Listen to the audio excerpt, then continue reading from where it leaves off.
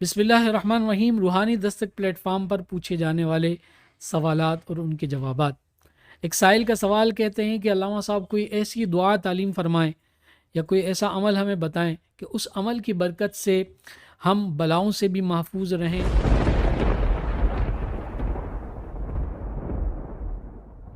اور زہر کے اثر سے بھی اللہ تعالی ہماری حفاظت فرمائے۔ تو اس حوالے سے بہت ہی مجرب المجرب ایک دعا ہے جس کو بہت زیادہ کثرت سے بزرگان طریقت رحمہم اللہ نے تعلیم کیا اور اپنے معمولات کے اندر بھی ہے اور معمولات مشائخ کے اندر بھی اس کو کہا جاتا ہے۔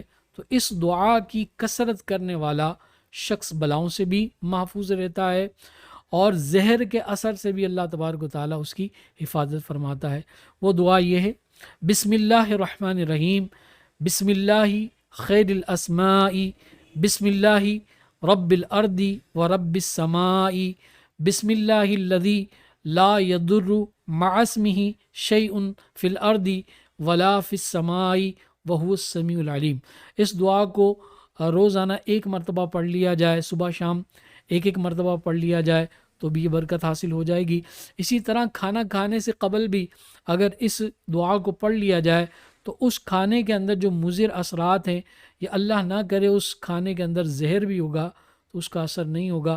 اللہ تعالیٰ اس دعا کی برکات ہم سب کو نصیب فرمائے اور اس دعا کی برکت سے اللہ تعالیٰ بلاؤں سے محفوظ فرمائے اور ہر قسم کے موذی جو زہر ہیں ان سے بھی ہماری حفاظت فرمائے۔